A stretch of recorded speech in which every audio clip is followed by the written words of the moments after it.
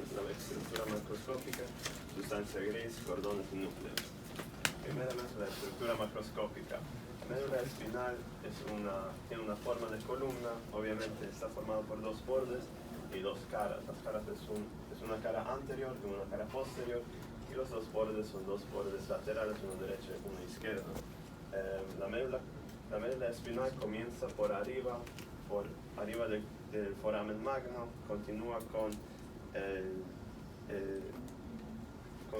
con el bulbo raquídeo y termina abajo por el borde inferior de la primera vértebra lumbar. Podemos observar en la columna vertebral dos engranamientos a nivel cervical y a nivel lumbodorsal, el lumbosacro, que corresponden a los plexos cervicales por arriba y por abajo con el plexo lumbosacro. Podemos dividir la médula espinal en 31 segmentos, 8 segmentos cervicales, 12 segmentos torácicas, 5 segmentos lumbares, 5 segmentos sacros y un segmento coxígeo. Una característica de los segmentos cervicales es que salen por el conducto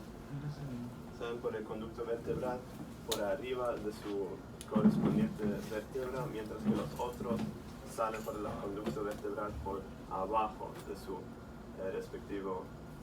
respectiva vértebra. En la médula espinal podemos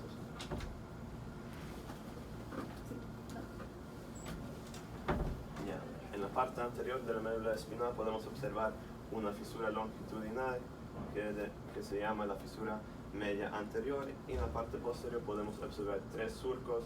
Es un surco en la parte media que se llama el surco medio posterior, y 2 surcos al lado derecho y izquierdo de ese surco que se denomina el surco intermedio posterior derecho y el surco intermedio posterior izquierdo. También podemos observar que de la médula espinal salen raíces anteriores y posteriores. Las anteriores son las motoras, las posteriores son las sensitivas, y que después van a formar el nervio espinal. La sustancia gris. La médula espinal está formada por una sustancia gris en el centro y que está rodeada por la sustancia blanca. Yo voy a exponer sobre la sustancia gris. La sustancia gris está formada, como todo el sistema nervioso central, con células nerviosas, con neuroglia y también con vasos sanguíneos. Podemos dividir la sustancia gris, que es en forma de H, en tres cordones: un cordón anterior, un cordón posterior y un cordón lateral. Pero no todos los segmentos de la médula espinal van a tener estos 3 cordones, ya que los cordones laterales solamente encontramos en la parte lumbar y dorsal. En la parte dorsal. En la parte dorsal. En la lumbar ya no. Yeah. Y esa columna que está aquí tiene que ver con el sistema nervioso autónomo. El nervioso autónomo, como en la parte cervical y en la parte lumbar no tenemos esa columna autónoma, entonces no encontramos esa. Esa es la explicación de la existencia de esa asta lateral. Ya. Primeramente, el cordón anterior. El cordón anterior, para el estudio, podemos dividir en 3 grupos: un grupo medial, un grupo central y un grupo lateral. Pero no todos los segmentos de la médula espinal van a tener esos 3 grupos. Por eso vamos por segmento a segmento. El segmento cervical sí presenta los 3 grupos: el grupo medial, el grupo central y el grupo lateral. El grupo medial presenta células que van a inervar los músculos del cuello. En los segmentos C1 a C5, en el grupo central encontramos el núcleo del nervio accesorio, y en los segmentos C3 a C5 encontramos el núcleo del nervio frénico. Y en el grupo lateral encontramos las células que van a inervar los miembros superiores. La parte torácica. El segmento torácico, ahí encontramos solamente una parte, un grupo medial. Ese grupo medial va a inervar los músculos del tronco. El segmento lumbar, en el segmento lumbar encontramos un grupo medial y central. En el grupo medial encontramos las células que van a inervar los músculos del miembro inferior, y en el grupo central encontramos las células que van a inervar, van a formar el núcleo del nervio lumbosacro.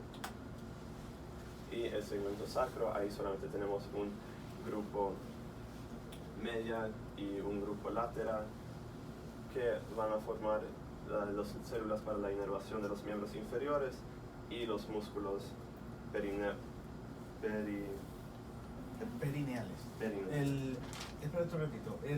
La disposición y el tamaño y la disposición de la célula depende mucho del nivel donde se encuentra. Esta es una aproximación, pero en verdad el tamaño podría incluso llegar a ser más pequeño.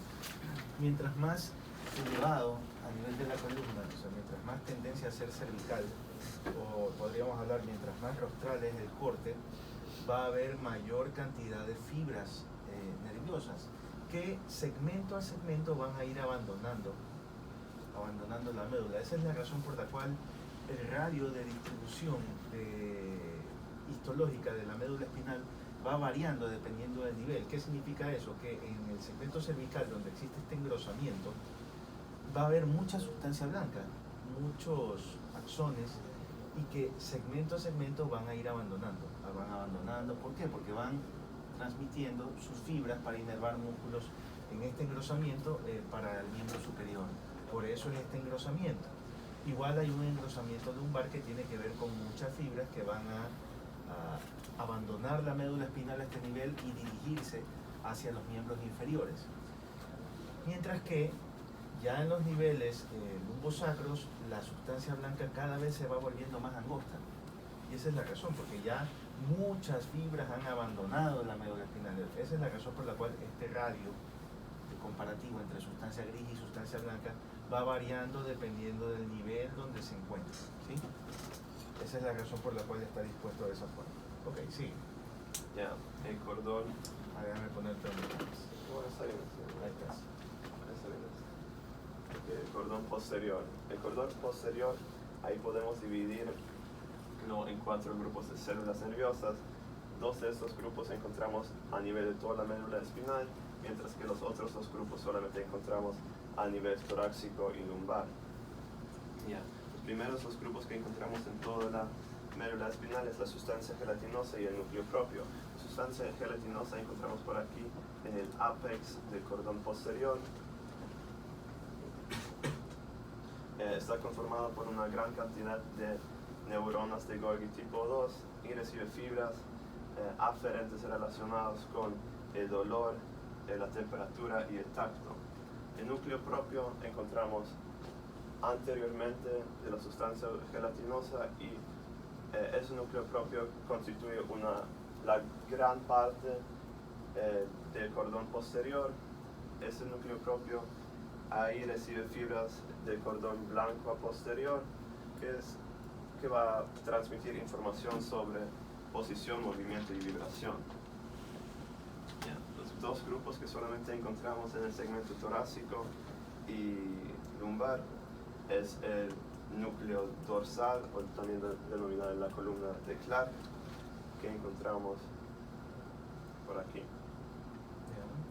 Esa columna de Clark está formada por grupos de células nerviosas situadas en la base de la columna gris posterior, aquí, y está en relación con las terminaciones propioceptivas. Todo lo que sea posterior, acuérdense, tiene que ver con funciones sensitivas. Todo lo que sea anterior, motor. Pues esa es la razón por la cual está de esa forma. Y el núcleo aferente visceral, que aquí encontramos como aquí la aferencia simpática preganglionar, Ahí, no. Aquí. Se debería ser por aquí. El núcleo aferente visceral también es un grupo de células de tamaño medio y recibe información de la víscera aferente. Y el cordón gris lateral, que solamente tenemos por aquí, en la parte torácica, que es por aquí y por aquí. Y este cordón lateral va a formar nervios.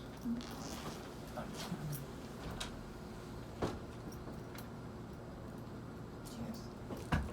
Nadie. Una señora. ¿Ah? Una señora. Dice que se asome. Dice que se asoma. Dígame. Buenos días. Lo que pasa es que tenía una consulta y me enviaron para acá. Ya. Llegó tarde. Sí, por el tráfico. Ya, me espero. Ok, gracias. Bueno. Ese cordón lateral simplemente, ahí van a salir unas fibras preganglionares que tienen una función simpática.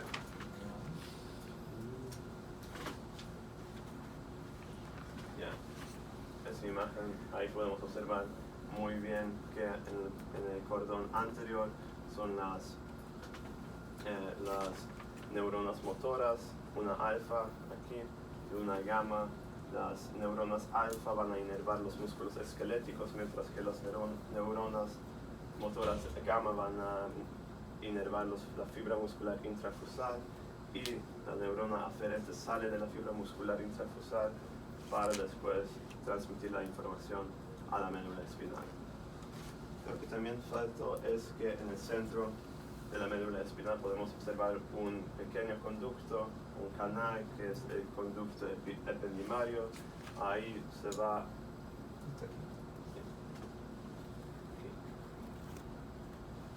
En ese conducto vamos a encontrar el líquido encefaloraquídeo,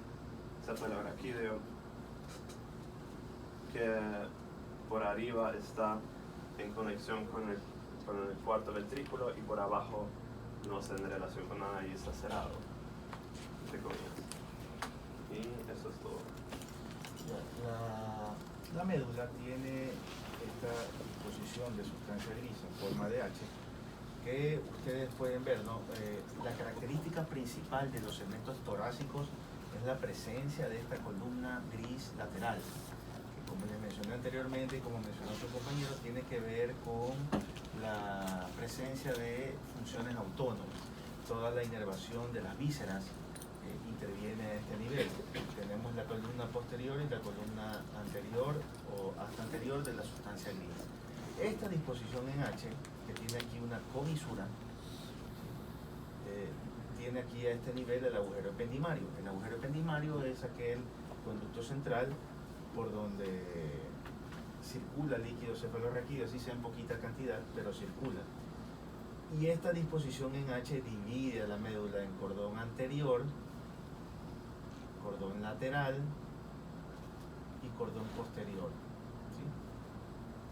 Ustedes tienen el surco medio posterior y el surco medio anterior. El medio anterior siempre es más grueso que el medio posterior, y tiene surcos intermedios laterales, izquierdo y derecho. Estos surcos intermedios dividen al cordón posterior en haces gracilis y cuneatus, o de Boli-Burdach, también se llaman así, que son los encargados de llevar fibras de sensibilidad profunda, es decir, propiocepción, vibración, posición articular, presión, van por este cordón posterior. La sensibilidad estereoceptiva, por ejemplo, va por tractos. Eso lo veremos en la clase posterior, pero para que vayan sabiendo, ¿no? Por el cordón posterior va la sensibilidad profunda y por el cordón lateral va la sensibilidad estereoceptiva o superficial. Todos son estímulos que ingresan por el cordón posterior, por el asta posterior.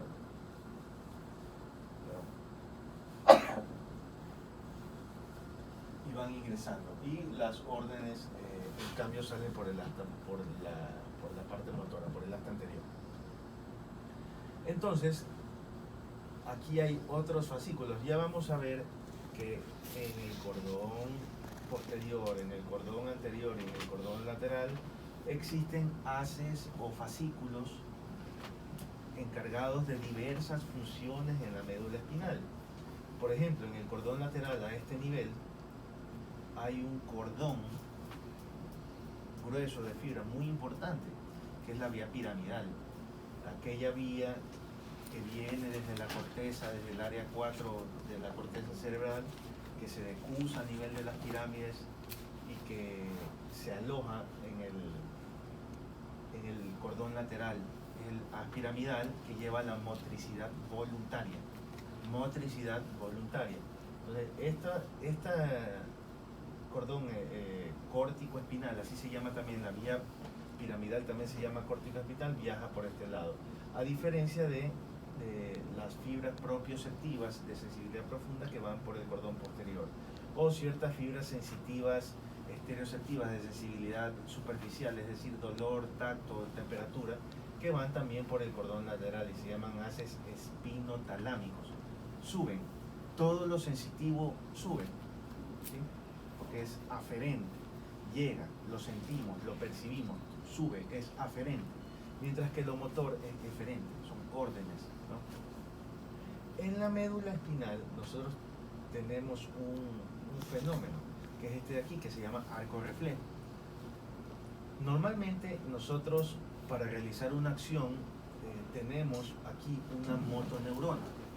La motoneurona, que está localizada, la estoy señalando con la flecha, está localizada en el asta anterior de la médula, es la segunda motoneurona. Nosotros tenemos dos motoneuronas, la superior y la inferior. Esta motoneurona es la que manda la orden al músculo para que se realice una contracción muscular y subsecuentemente una acción. Pero esta motoneurona es controlada, no está libre, sino que recibe control de la primera motoneurona y de centros o neuronas intercalares para que no tenga una acción indiscriminada, si no el músculo estuviera completamente contraído durante todo el tiempo y eso no es conveniente. Entonces recibe control o hace sinapsis con la primera motoneurona, la motoneurona superior. ¿Qué significa? Que esta motoneurona que está aquí, motoneurona porque está en el asta anterior, tiene esta dimensión. Aquí no sabemos dónde está este músculo. Este músculo puede estar en el brazo, en el antebrazo, en la mano, en la pierna. Más diría yo que es lumbar, no parece una vértebra cervical. Miren la forma de una vértebra cervical tiene esta forma, mientras que la lumbar tiene esta forma, por lo cual diera la impresión de que esta es una vértebra lumbar por la forma. Acuérdense bien de la distribución de la forma. Miren la torácica, que tiene la lateral. La cervical es ovalada grande. La lumbar es más redonda y con un radio de sustancia gris y sustancia blanca más pequeño, sin astas laterales. Y la lumbar es casi ya la mayoría de sustancia gris. Por eso cada segmento, esta es una torácica, pero no la estoy tomando en cuenta. Cada segmento, cervical, dorsal, lumbar, sacrococcíneo, tiene esta disposiciones diferentes. ¿Sí? Entonces, este arco reflejo de aquí, por forma, así sea un esquema, se nota que de las que más se parece es a esta, ¿no? Es a la que más se parece. Entonces parece que esta es una lumbar, lo que significaría que este es un músculo de la pierna, para que entiendan. Entonces, el arco reflejo es el que se da cuando yo estimulo el tendón, estimulo un uso neurotendinoso que se estira con el estímulo del martillo de percusión y emite una señal que viaja, hace estación en el ganglio raquídeo, en la primera neurona sensitiva, y llega por el asta posterior a la médula. No recibe control de centros superiores, simplemente hace un arco aquí y se emite una orden de respuesta que trae como consecuencia una contracción del músculo. Y yo estiro la pierna, eso es un arco reflejo. Un arco reflejo es aquel reflejo que, por ser un reflejo, significa que no recibe control superior. Este movimiento que acabo de hacer yo con la mano es un movimiento programado, voluntario, que recibe control superior. Pero si yo me percuto y hago un reflejo bicipital, por ejemplo, eso no es controlado. Y a eso se refiere este arco reflejo. Es un arco reflejo. ¿Sí? Entonces, acuérdense bien de la disposición de los cordones, de los fascículos, y de cordón anterior, cordón posterior, cordón lateral, surcos intermedios posteriores, surcos intermedios anteriores, y los diferentes niveles, porque va a ser importante sobre todo en la siguiente clase. ¿Tienen alguna duda en este momento? Ahí nos vamos a quedar.